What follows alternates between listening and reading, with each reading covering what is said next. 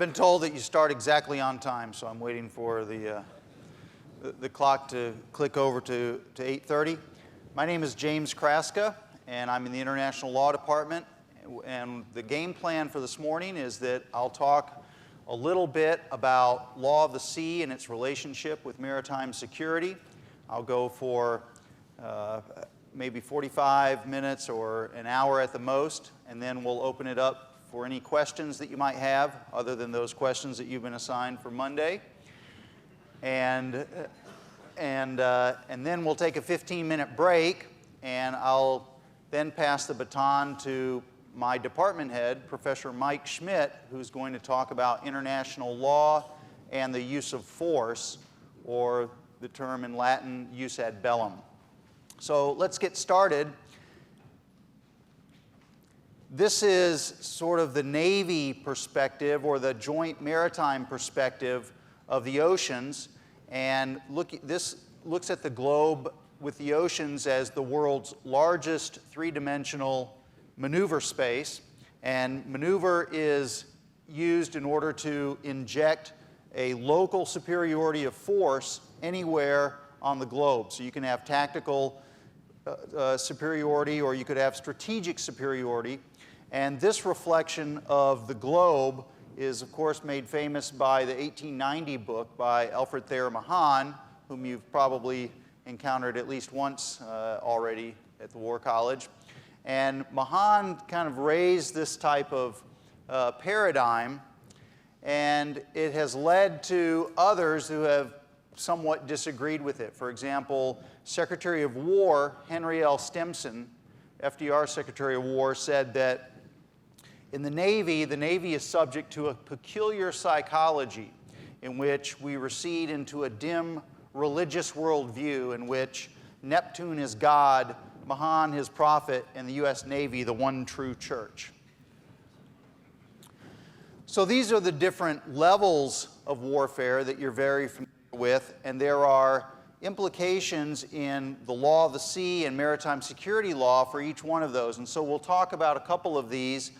The first, of course, being tactical, and most of you are probably familiar with encountering law at the tactical level. And for those that are in the Navy, Marine Corps, Coast Guard team, or the maritime team, or oftentimes the Air Force flying over water, you will have encountered aspects of the law that affect your tactical operations. At the operational or theater level, international law and law of the sea in particular are drivers that shape they both enable the commander, and then they sometimes may limit the commander. And then at the strategic level, it's important to remember that the United States is a maritime nation. You might think of the U.S. as essentially a large island nation with secure borders both on the north and the south, at least historically. And therefore, as an island nation, the United States can be very much placed in the category of the United Kingdom or Japan. And from a strategic perspective, the U.S. has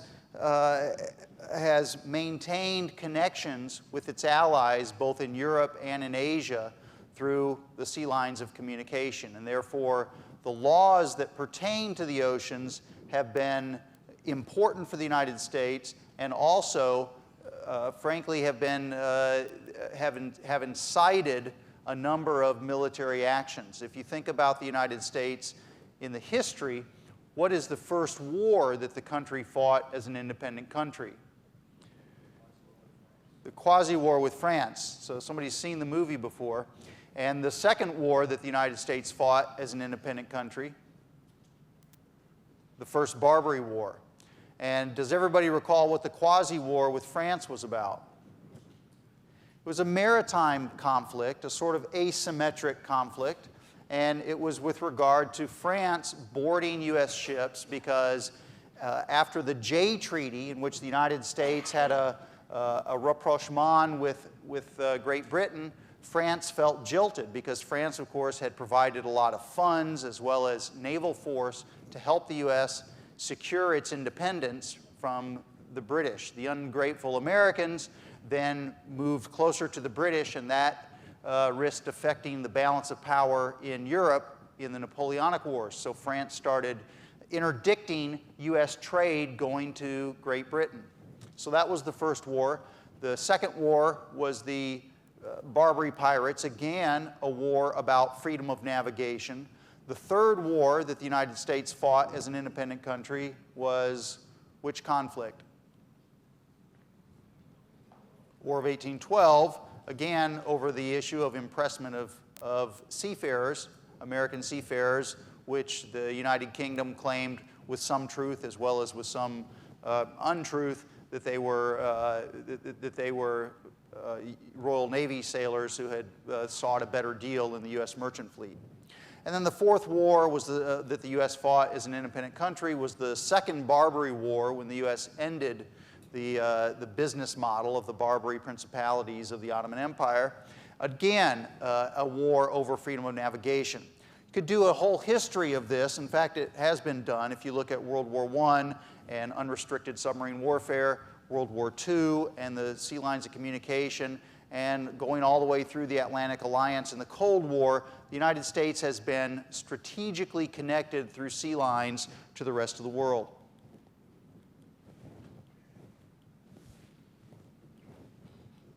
So can you advance the slide? Well, there's always a temptation by countries to try to monopolize or to try to internalize the benefits of the ocean and exclude others from that resource, from that spatial domain. And it has a strategic dimension. Today you can see the strategic dimension being played out, for example, in the South China Sea. And we'll talk a little about that.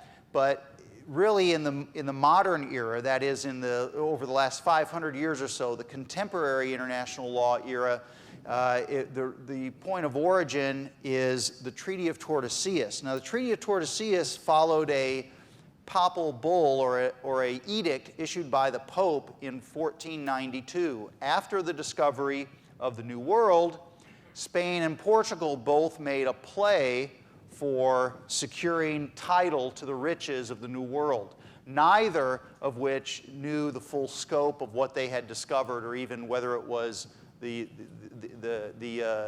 Indies, or whether it was Asia, or whether it was a new continent. Nonetheless, they both moved, jockeying for position and favor with the Pope to get the Pope to recognize their claims.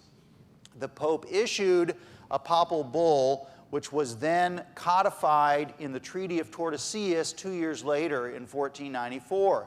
And what it said was that, that Portugal would be granted this sphere of influence in the red circle, and that Spain would have everything beyond that. So you can see that this explains a lot of the history. It explains all of the Portuguese exploration along the African coast, why this was not Spanish exploration. The outpost of Goa in Italy. It explains the initial Portuguese assertion of ownership over the Moluccas, or Indonesia, present-day Indonesia, which was then taken from them by the Dutch. And it also explains why Brazil speaks Portuguese rather than Spanish. Everything else was regarded as, if you remember in the old pirate movies, the Spanish Main, or the Spanish mainland, which was Latin America today. So these countries sought to exclude all the other countries from these spheres of influence in a very legalistic way. They claimed title to these areas. Well, not every country agreed with that, including first the Dutch. And the Dutch really can be credited a lot with forming the modern conception of the law of the sea, because the Dutch come from a common law tradition. And the common law tradition can be distinguished from the civil law tradition of Rome, or what is now reflected in the continent of Europe, the European Union, France, Germany, Russia.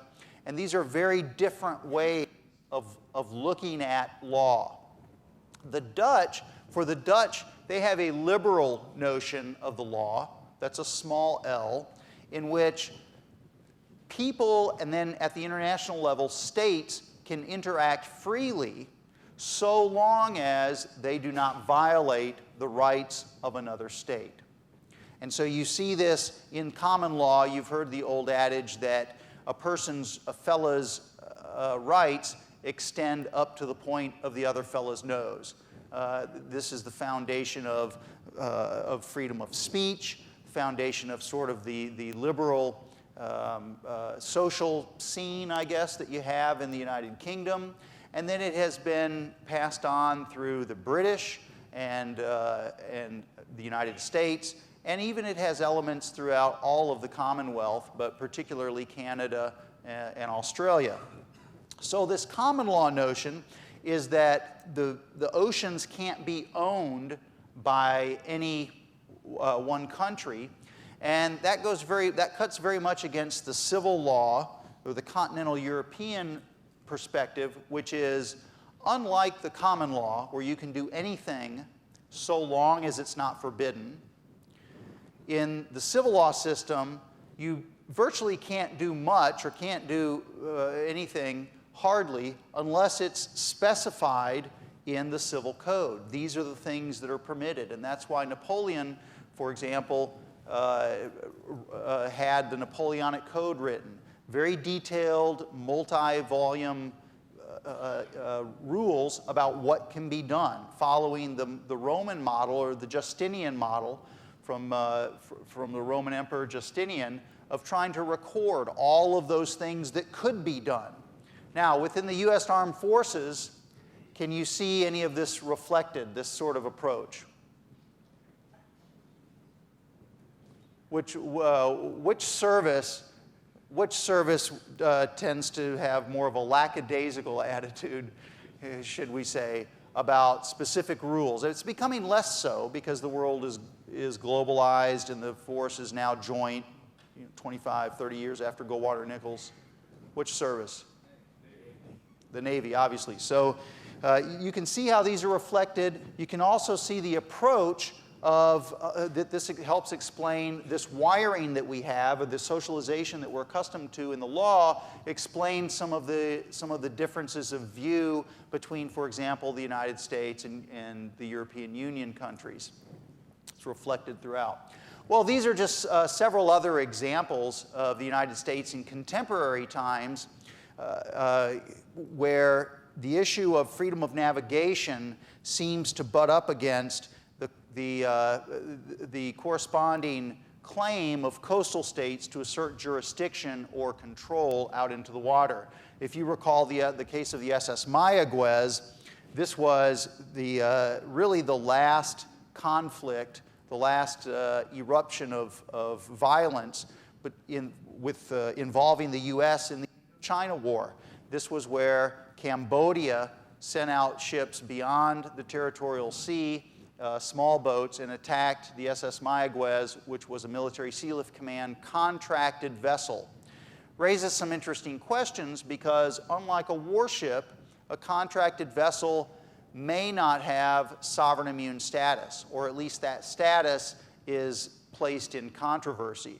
So from the Cambodian perspective, they could say, look, this was just a commercial vessel and we happened to go out and take action against it. Of course, from the U.S. perspective, this was a violation of freedom of navigation.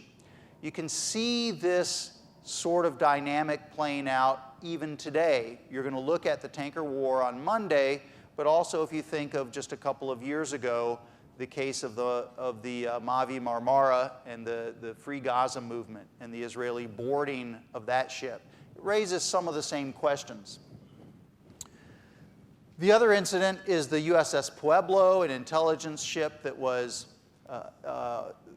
operating off the coast of North Korea, and of course it's now a museum in North Korea. If you have a chance to visit, it's a lovely attraction.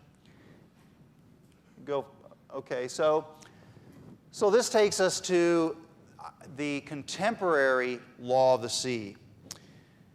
The law of the sea arose out of this clash over coastal states asserting jurisdiction, these claims based upon sovereignty, based upon security, and more recently based upon environmental protection since the late 1960s.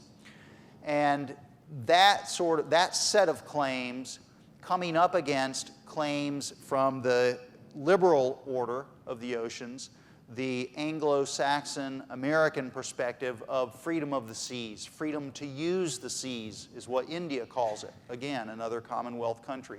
Their maritime strategy, freedom to use the seas. Same type of perspective. So from 1973 to 1982, operating through 11 different conferences, each conference was a good 6-week boondoggle in New York City or Geneva, so I'm sure it was a delight. And more than 130 countries got together to negotiate and try to codify the rules for the law of the sea to avoid things like the Quasi-War or the Pueblo incident or the Mayaguez. And after 9 years of weeping and gnashing of teeth, there emerged a final product that was then adopted by the conference.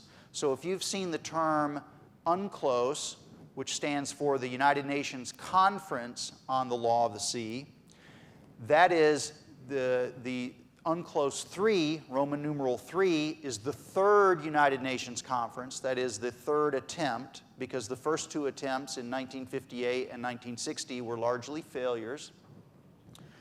So that was the third attempt, UNCLOS 3, and UNCLOS 3 produced, confusingly enough, UNCLOS, or the UN Convention on the Law of the Sea. So the UN Conference, number 3, produced the convention, and the convention codified the rules and was considered a package deal. The reason why is because it has rules favorable to both coastal states, as well as rules that promote freedom of navigation, both for civil or merchant shipping, as well as military uses of the oceans and the military mobility. We'll talk about each of these zones. The Law of the Sea Convention recognized and codified zones, which are depicted here. And then within each zone, there is a navigational regime. And by regime, I'm using that in the sense, if you're from a political science background, Stephen Krasner's sense of a regime is a rule set or mores around which expectations converge, which just means to say that a regime is a rule set that there's an expectation that other countries will adhere to. So there's some stability of expectations in the law of the sea in a way to avoid incidents like we talked about with the Mayaguez or the Pueblo, and there's numerous others. I mean, if you can just sit down and think, you can think of the Gulf of Sidra. I mean, there's literally dozens of incidents. The EP3 incident with China, just a long catalog of incidents, and that's just involving the United States. Many other countries have their own narrative to tell. So let's go through these zones and also think about, just quickly, the regimes for navigation, both airspace as well as surface and subsurface, that can apply and how those are going to affect military operations. First of all, with regard to the law of the sea, I'll deal with it up front because it's an issue of great interest to people, and there's always a question on it. I'll be glad to talk more about it. But the question is, well, why isn't the United States a party to the Law of the Sea Convention? Most people know that the UN Convention on the Law of the Sea now has over 160 states parties, including virtually every major power and every major maritime power. There are a few holdouts, including Turkey is a holdout, as well as Israel for various reasons, as well as the United States, which is somewhat ironic because the United States led much of the negotiations in the Law of the Sea Convention, and ironically worked with not just the major maritime powers of Japan, the United Kingdom, France, Japan, but also the Soviet Union during the height of the Cold War.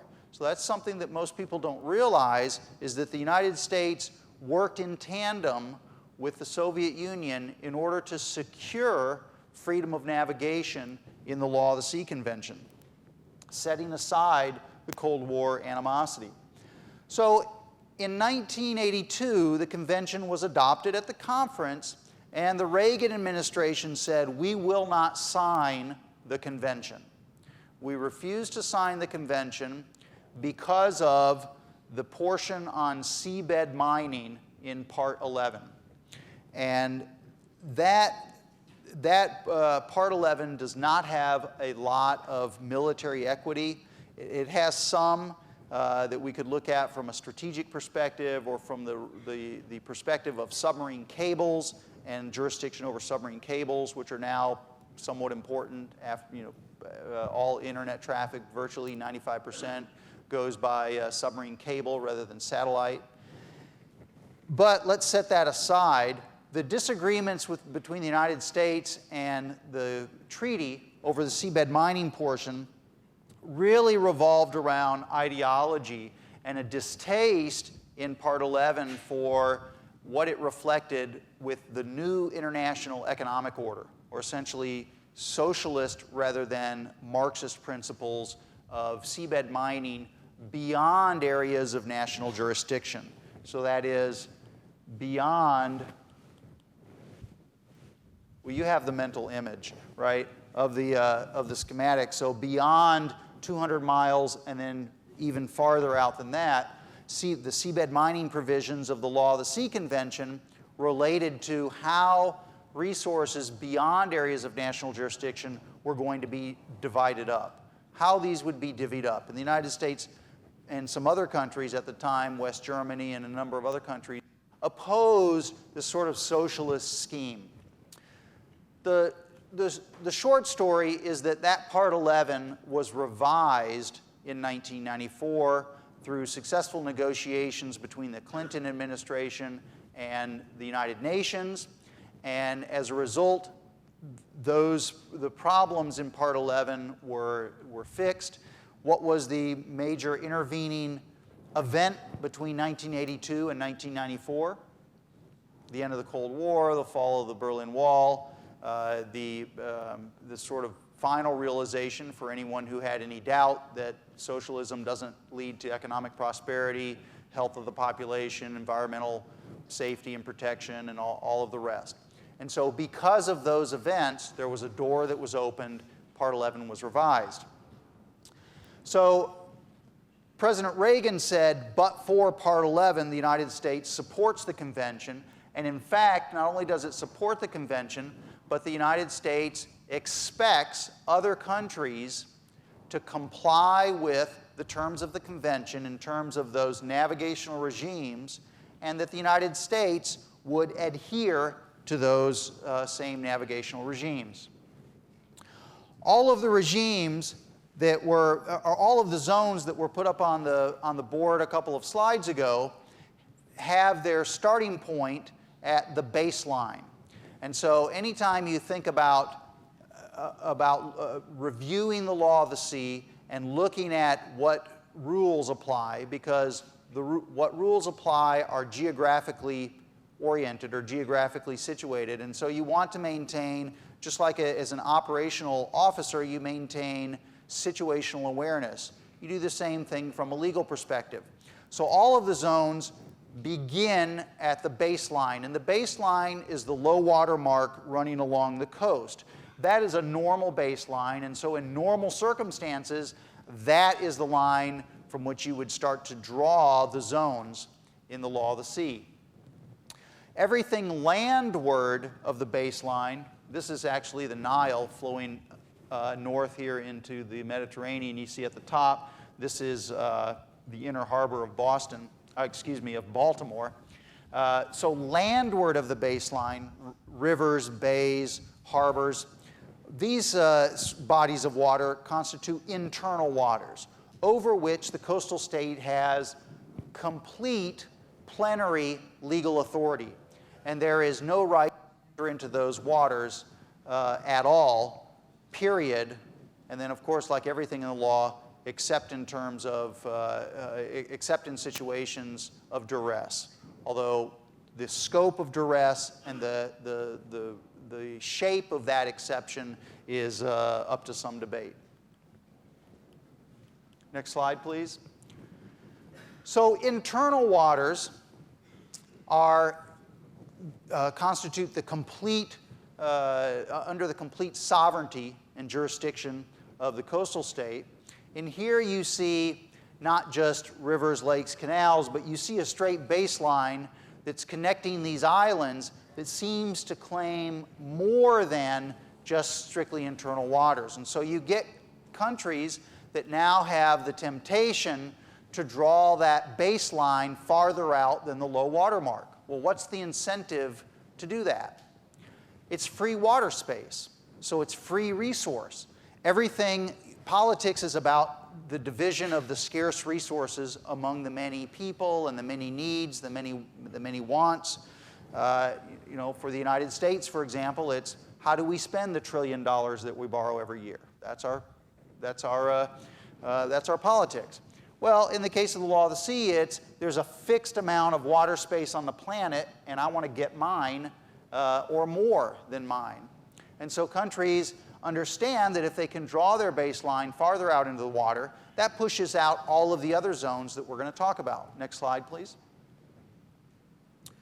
Iran, for example, is able to, has claimed a excessive strait baseline, and there's sort of a psychological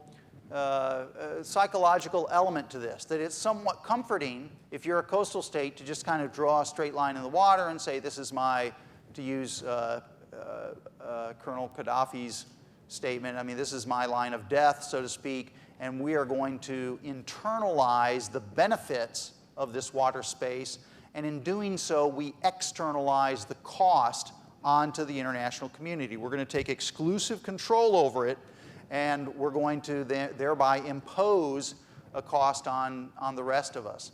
It's as though you violate the rules, and you're in New York City and you put up, I don't know, whatever they do, a garbage can or a cone or whatever to try to reserve a parking space that really everybody else ought to have access to. So you can see here the red line would be the 12-mile territorial sea that Iran would be authorized if it adhered to the Law of the Sea Convention, and the black line is the Iranian excessive maritime claim. It's just an arbitrary line that has maybe some strategic rationale and certainly has a psychological benefit. Next slide. Well, the Law of the Sea Convention is I would suggest is the most important agreement or treaty in existence after the UN Charter. Like the UN Charter, the Law of the Sea Convention is an umbrella agreement, and underneath this umbrella agreement, there are literally more than 50 other treaties, hundreds of codes and guidelines, that many of them promulgated by the International Maritime Organization in London, the member states of the IMO. And so as a result, there's because the Law of the Sea Convention is an umbrella agreement, there is a fair amount of ambiguity with regard to its terms. So lawyers love ambiguity. That's sort of the hook for full employment for lawyers. And so countries try to leverage this ambiguity in order to promote their interests or what they perceive as their interests, either economic or environmental or military interests. One of the most exploited ways of leveraging ambiguity in the Law of the Sea Convention is looking at alternatives to drawing a normal baseline along the coast. Because as we mentioned, if we can draw the line farther out into the water, then we get something for nothing. We can claim it's like getting a piece of Antarctica with your own title. You get part of the global commons, and you can internalize the benefits for whatever you perceive those benefits to be, fish or security, standoff security zones or whatever. So strait baselines are allowed in the Law of the Sea Convention, and they were designed to bring on board specific countries, primarily Norway, that has these deeply indented and cut into fords along its coast. And so a country like Norway said, look, these are really deeply indented and cut into. In order for me to join the Law of the Sea Convention, I've got to be able to have a way to sort of draw a straight line. Otherwise, it would just be sort of impractical, and in a sense, it's unfair not to give that coastline kind of a smoothing out. Well, all the other countries then, accepting the package deal and realizing at the time that this isn't really designed for them, still see an opening, and they make, it's like taking the home office exemption. Gee, you're studying at home, and you've got your Naval War College iPad there, and you're kind of looking around thinking, this guest bedroom, I only have my mother-in-law come in here once a year. Why not, this could be my home office exemption. And so you start to look at rules, and people naturally, and it's all natural, we all do it, countries and people start to think about how those rules can restrain their conduct less, or actually promote what they want. So these are the rules with regarding strait baselines, drawing a line connecting islands or connecting a deeply indented coast. And the rule also says that in addition to having either of these two scenarios for a strait baseline, that there also has to be a connection between the coastline and the water, whatever that means. If you can figure it out, you can write an article about it. And in addition to that, there has to be a connection, and the strait baseline has to follow the general direction of the coast. Well, all you have to do is get up in an airplane, and the higher up you go, the more you can make it look like it follows the general direction of the coast. For example, this line right here is 90 degrees perpendicular to the coast. Does that follow the general direction? Well, it depends on how far out you go. Next slide. So these are the rules that are now sort of animating some of these rules in the South China Sea disagreement, which I'll just touch on shortly. We have normal baselines, then we have strait baselines, and then you also have historic internal waters, which allows countries to draw strait baselines even if the coastline is not deeply indented or cut into, even if there's not a fringe of islands, but if this area constitutes historic internal waters. This is what Libya had claimed with the Gulf of Sidra. That is that going out into the Mediterranean 200 miles and drawing a 300-mile closing line straight across the Gulf of Sidra, that constituted historic internal waters. Well, it's easy to claim historic internal waters. What are some legitimate examples? Possibly Chesapeake Bay in the United States. I would personally argue that Hudson Bay in Canada constitutes historic waters. And there are legitimate examples, but of course, like every rule, it's subject to abuse.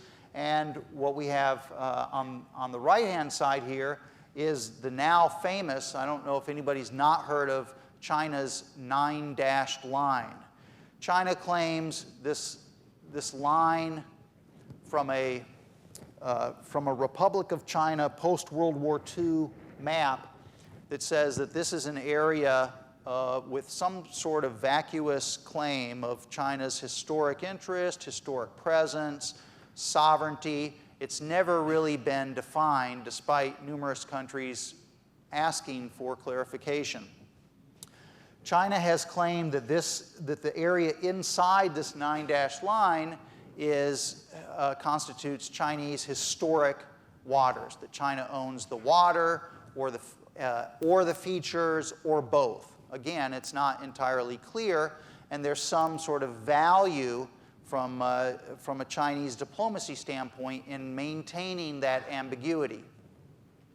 So you've probably heard that there's been a lot of disagreement because, next slide please, the countries that are positioned around the South China Sea, go next slide please. The countries positioned around the Law of the Sea want to this is the 9-dash line right here.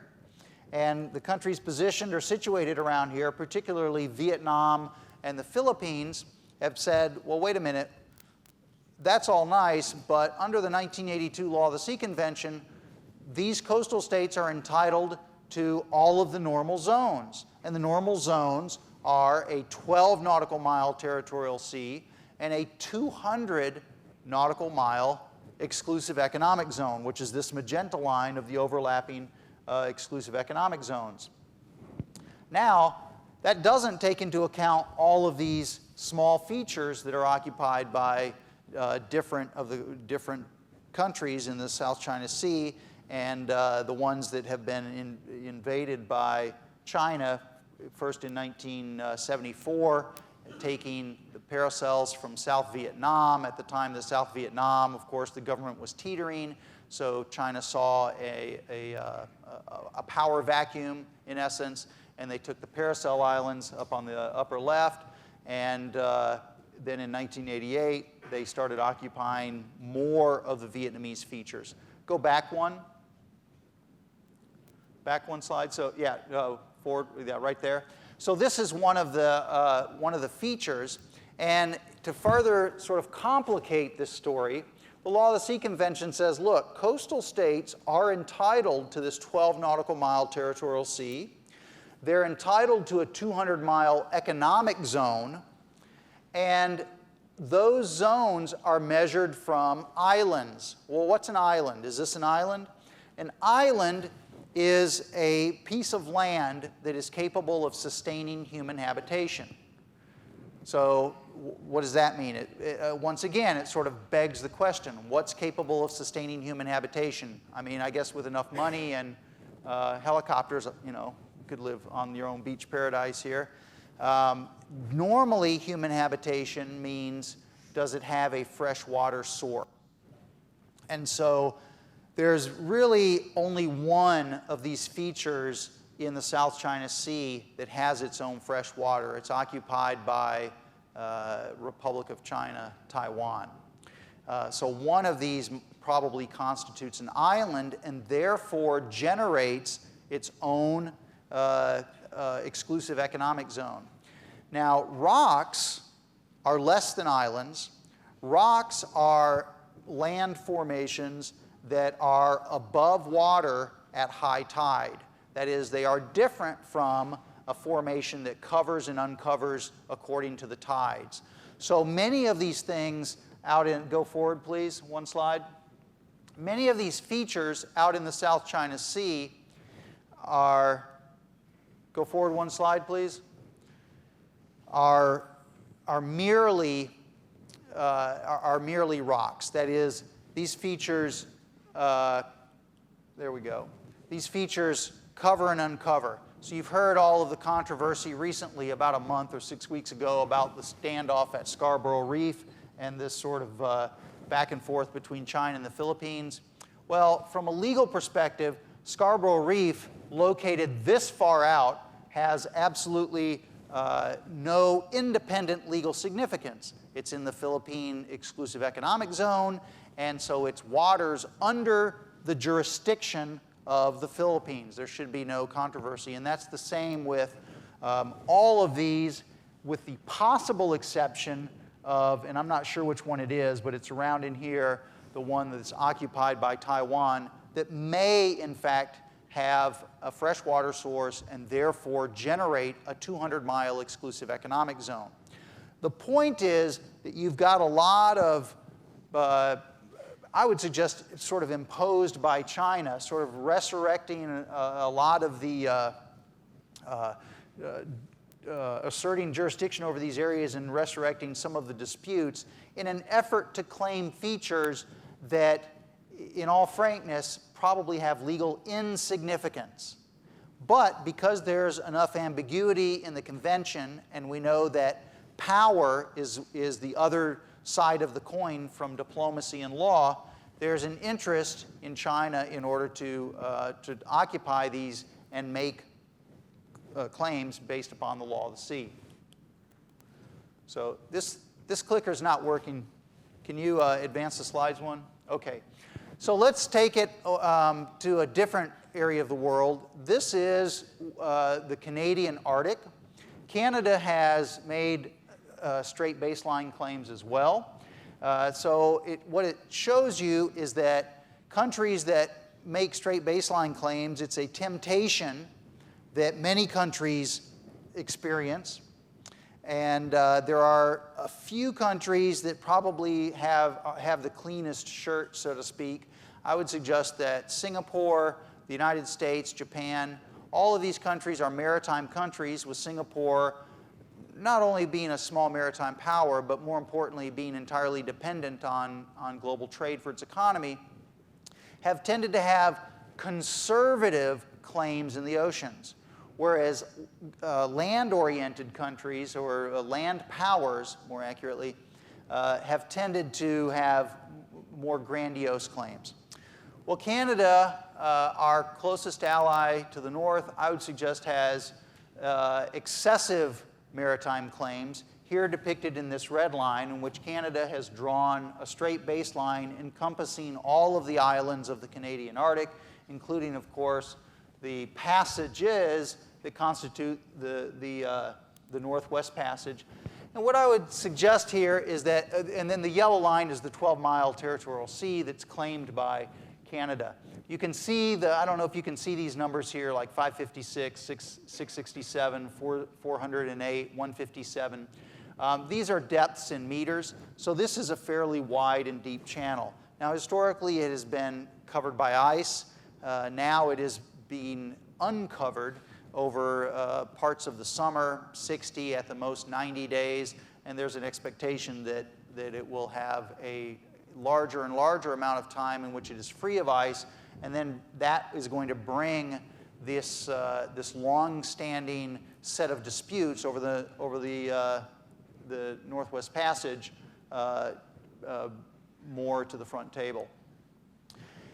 One other thing I would mention here is you can decide, for yourself as to whether this meets either the historic claims test. If you remember back in the first slide of the 9-dash line, I put up on the left side the historic test for the claim for historic waters. What's the claim for historic internal waters?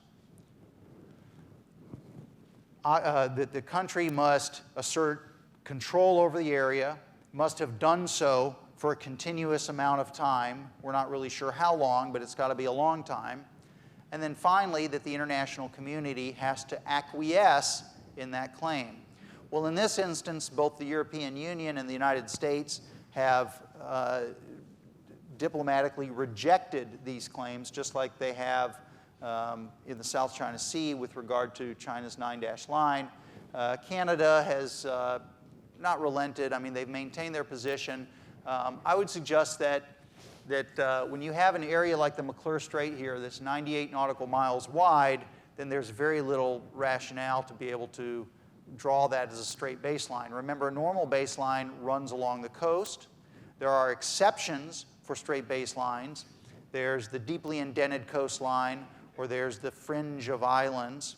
And you can draw the straight baseline then so long as it follows the general direction of the coast.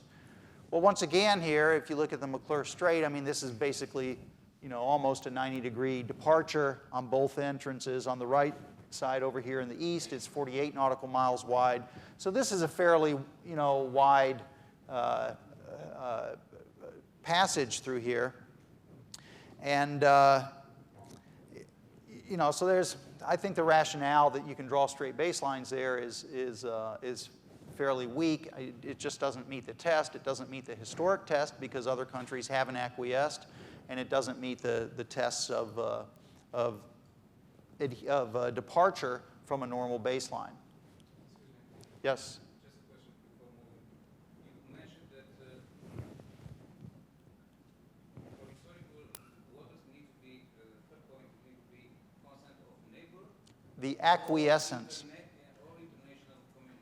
The acquiescence of the international community. Of course, the neighbors are a subset of that, but it's the international community. So it's not the consent, it's the acquiescence. It's the Well, both. I mean, the neighbors are part of the international community. Sometimes when neighbors are part of a sense, excuse me, so how does this affect the international community? I mean, what specific issue are you talking about? You know, if the neighbors are okay with what they decide, is part of the international community by the Oh, I see what you're saying. Well, it's undefined. It's just the international community. You know, how much is the international community? It's like how fat is fat? I mean, I just don't know.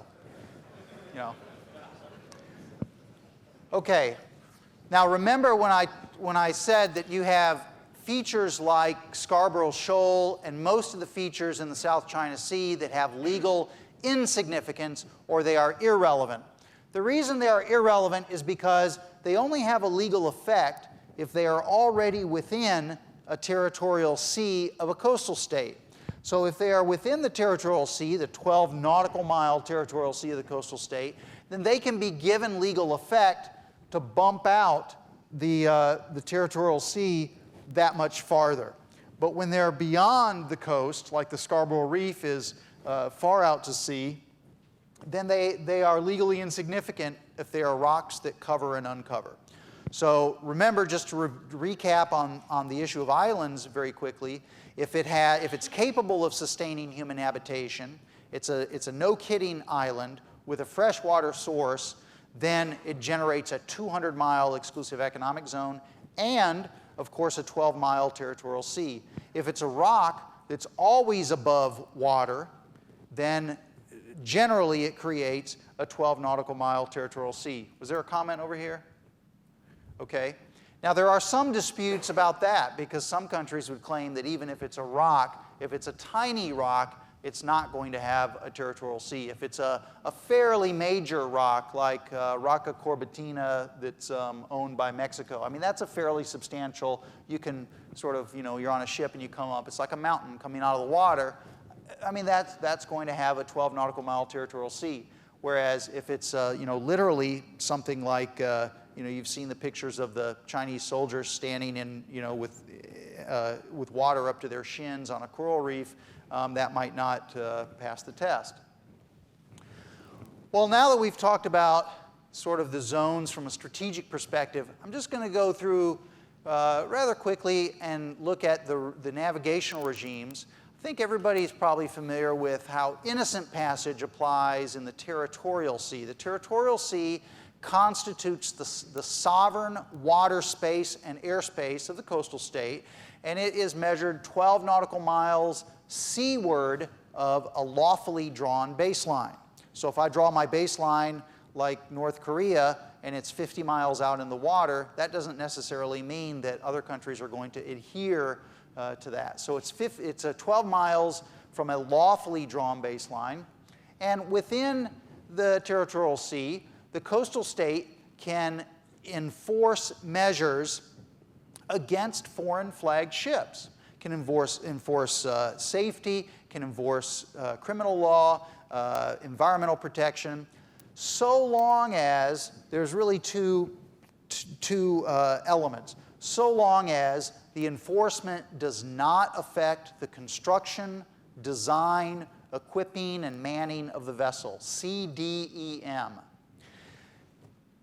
CDEM rules are preserved for the IMO, the International Maritime Organization, the specialized UN agency for maritime matters.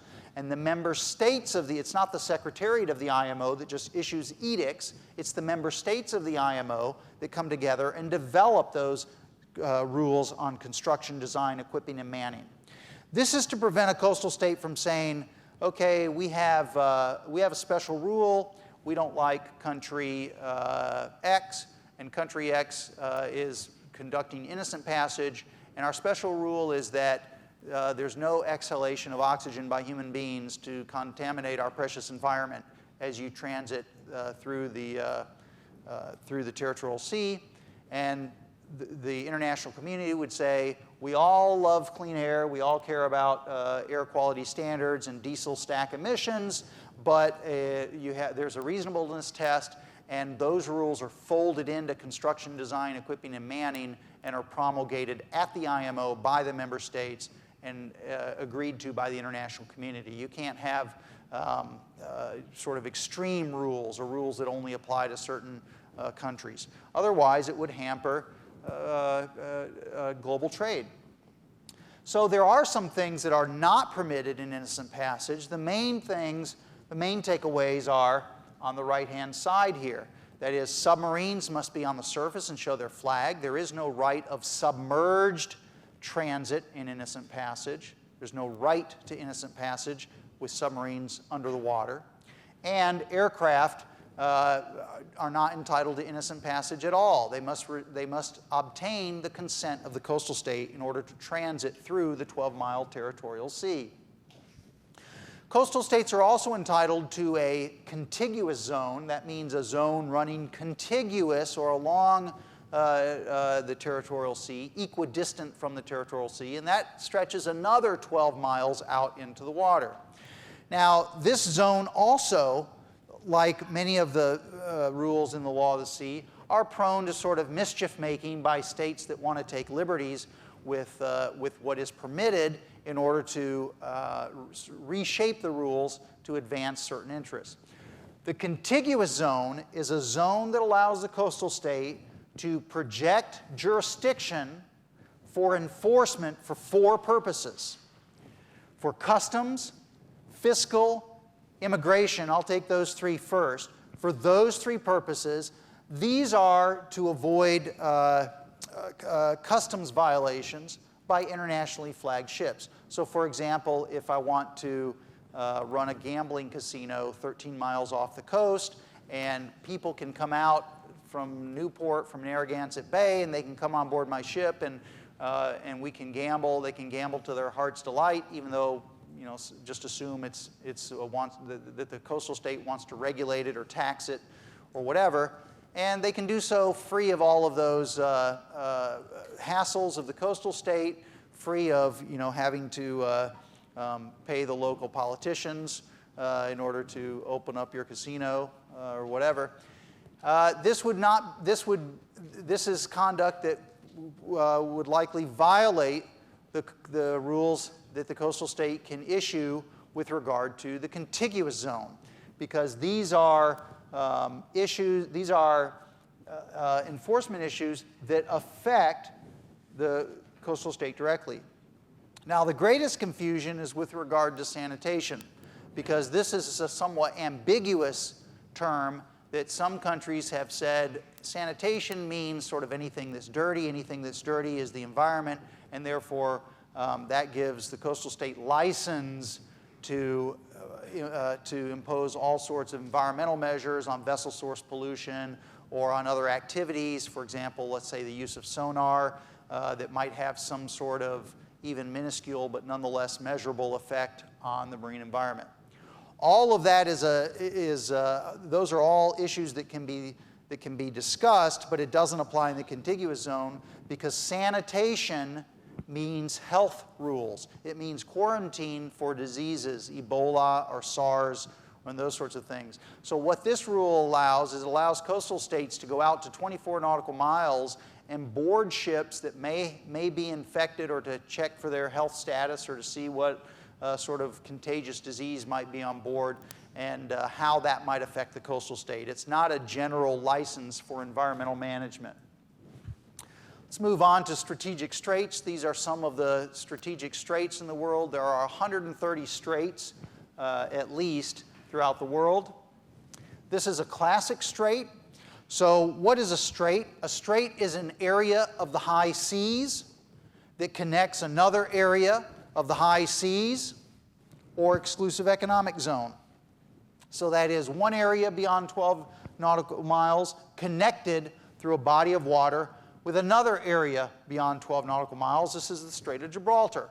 Well, interestingly then, straits have a dual status, and this is often missed when you're reading news accounts. For example, if you're reading about the Strait of Hormuz in Iran, Iran will say, correctly, that the Strait of Hormuz largely constitutes Iranian territorial sea. Okay, no problem. But what is not mentioned is that it has a dual status. It may at the same time be territorial sea, in which case, which regime applies? We just talked about it, innocent passage. But in the case of a territorial sea that connects one part of the high seas to another part of the high seas, there's an overlay of another navigational regime, the regime of transit passage through international straits. And transit passage is very different from innocent passage, because transit passage allows you to use aircraft. Go forward. Oh, here we go. To use aircraft. Submarines can be under the water. Aircraft can fly in the air. Countries can conduct formation steaming. They can take measures, special measures for anti-terrorism and force protection, launching and recovering of military devices and aircraft, and the rest. So it's a very much of a robust navigational regime that's quite different from mere innocent passage. This is similar. Archipelagic passage is similar to transit passage, and it applies to archipelagic states.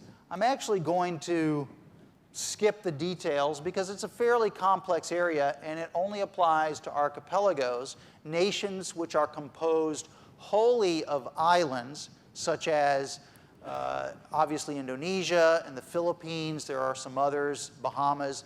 And it's not just nations composed of islands, but nations composed of islands that have a correct ratio of land to water of 1:1 to 9:1. So countries that have too much water, like Mauritius or the Seychelles, or too much land, like Canada or Greece or the United States, despite having a lot of islands, still do not qualify.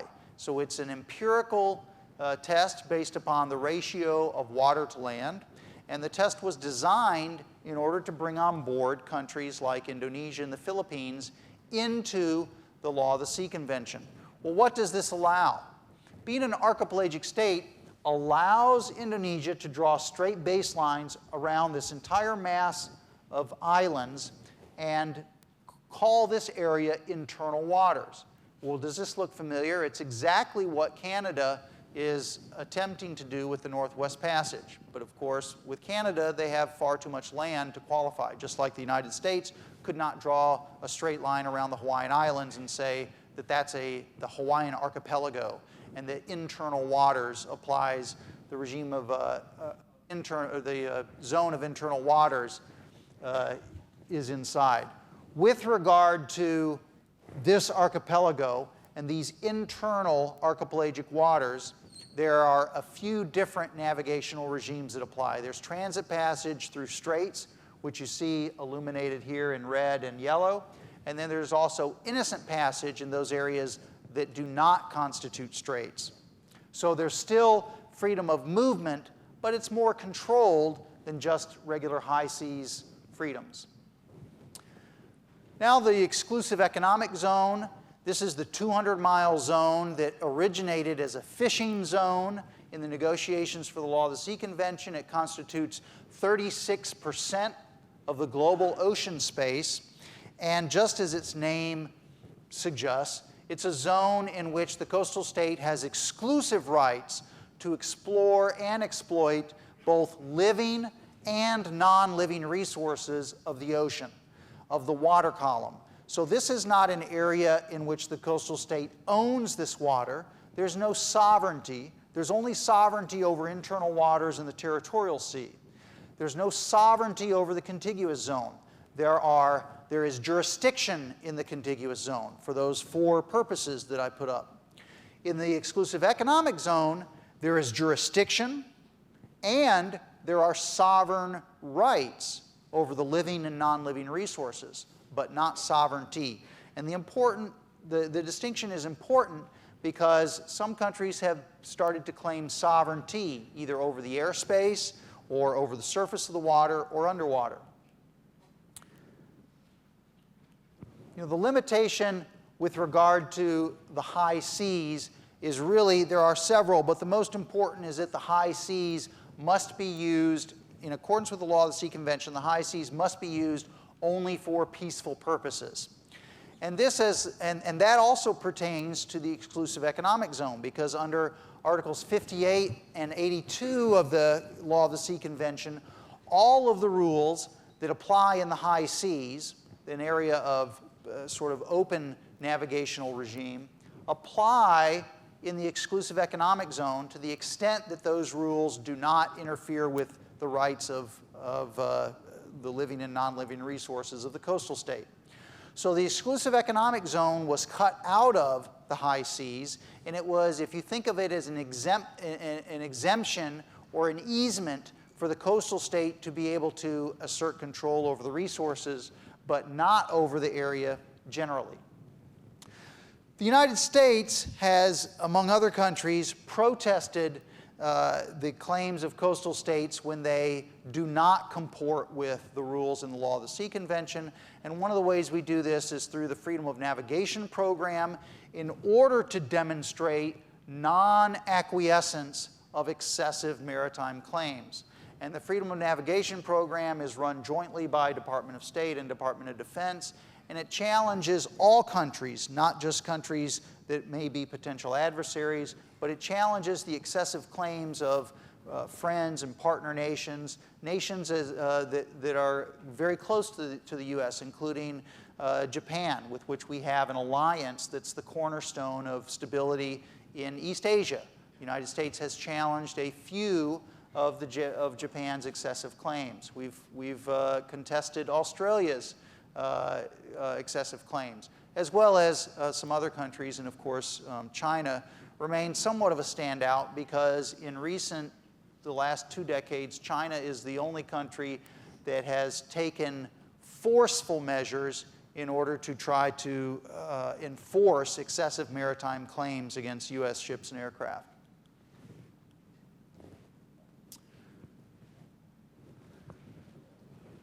These are some of the countries that we've conducted FON operations. These are not even all of them. It's about half of them over the past decade.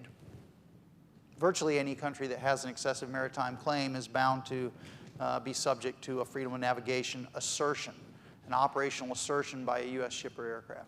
Well, let's move on to maritime security operations and think this moves more toward your exercise on Monday with regard to the tanker war. And specifically, I'm not going to talk about the initiation of the use of force or more grand matters of war and peace. And those are going to be covered by Professor Schmidt, who's going to follow after the break. What I'll talk about here are peacetime maritime security operations and some of the rules in the law of the sea that allow states to conduct MSO. First of all, what are MSO? Maritime security operations is a catch-all phrase that encompasses counter-piracy, counter-drug trafficking, migrant smuggling, and of course, interdiction of weapons of mass destruction and terrorism, and terrorists at sea. What are some of the basic rules for maritime security operations? Well, if you look at the law of the sea convention, as an operator, you'd be concerned about what are your rules that can facilitate visit, board, search, and seizure of ships. And this is something that obviously concerns the Coast Guard and the Navy and sometimes the Marine Corps on a continuous basis. What are the rationale for visit, board, search, and seizure? In the law of the sea convention, under Articles 92 and 94, the coastal state, the flag state has basically plenary authority over the ship that flies its flag. So if you're a naval commander and you see another ship and you have some interest in boarding that ship, that's the first sort of starting point when you're thinking through potential basis for boarding, that the flag state has plenary authority over that ship. So one of the first things to think about if you want to board the ship is, will the flag state let you? Or has the flag state already given you prior agreement? The Coast Guard has more than 30 agreements with states in Latin America and the Caribbean that allow Coast Guard boarding, and actually Navy and Coast Guard teams to board ships in certain circumstances, or that have expedited decision-making apparatus that allows a quick response from the coastal state. So if it's St. Vincent and the Grenadines, and the ship is say, an oil tanker that's flagged in that country, there may be an agreement with the country that says, if we ask you if we can board this ship, because under Article 92 and 94, you have authority over that vessel, will you give us an answer in 4 hours, some operationally significant time? If we don't hear from you, may we assume that we can board after 4 hours? There's all kinds of agreements like that. Each country has its own sort of particular interests or particular desires, and so there's some variation among these agreements. What are other bases for visit, board, search, and seizure? Under Article 110 of the Law of the Sea Convention, even without the consent of the flag state, countries can board other countries' ships in certain circumstances. Well, one of those circumstances is if there's a reasonable suspicion that the vessel is a pirated vessel. Another circumstance is if there's a reasonable suspicion that the ship is involved in slave trafficking. Well, what about drug trafficking or weapons of mass destruction? There's not provisions in the Law of the Sea Convention to board ships without the consent of the flag state in those circumstances. But there are other agreements that may provide authority if the flag state and the boarding state are a party to them. All of these boarding questions bring up what I would suggest is a Rubik's Cube, in particular with regard to piracy. We've seen, why can't we just solve the problem of piracy, assuming that you can have some effect at water more so than on land? Obviously, it's going to take both efforts. But when you look at issues of boarding on the water and involving piracy, there are a lot of players involved. There's a lot of countries with equities and both political and legal interests. And so each case constitutes a Rubik's Cube that you have to solve. And so it's very difficult to sort of, you have to continue to reinvent the wheel each time. One of the agreements that's intended to fill a hole or fill a gap in boarding is the suppression of unlawful acts against the safety of maritime navigation. This is really an omnibus counterterrorism and counter weapons of mass destruction agreement, which was negotiated in the 1980s after the Achille Lauro incident, in which the Achille Lauro, the Italian-flagged cruise liner, was hijacked by 4 Palestinian terrorists, and it didn't end well for anybody. An American disabled passenger, Leon Klinghoffer, was shot and thrown overboard.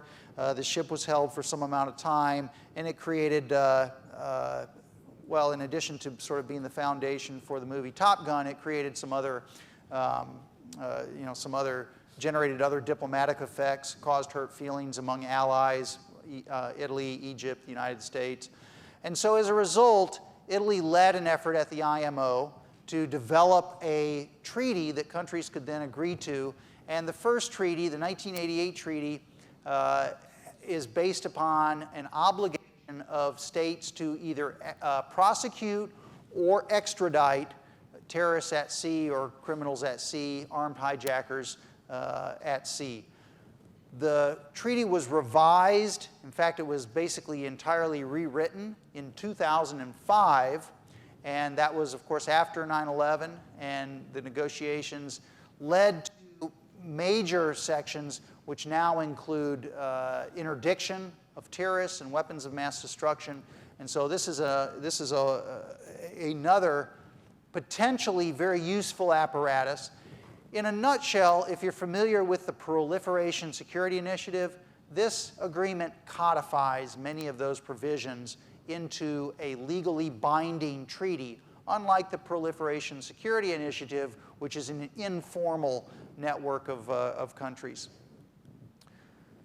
Now, with regard to naval warfare, I think in the interest of time, I'm going to skip most of it You have questions that you're going to address on this, and you'll have, I think all of the sections have a JAG within your groups on Monday, so you're not sort of flying solo.